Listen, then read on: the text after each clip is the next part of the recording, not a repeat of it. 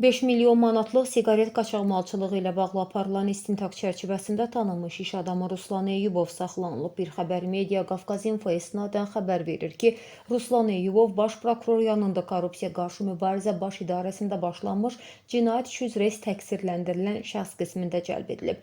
Bu dəqiqələrdə məhkəmə qərarı ilə onun barəsində həbs qətimkan tədbiri seçilib deyə məlumatda qeyd olunur. Xatırladaq ki, Bakı Övsan Beynəlxalq Ticarət Dəniz Limanının Ruslan Eyyubova məxsus olduğu bildirilir. Limanın rəisi Rəşad Daşdəmirov və digərləri eyni cinayət işi ilə bağlı bir neçə gün əvvəl həbs ediliblər.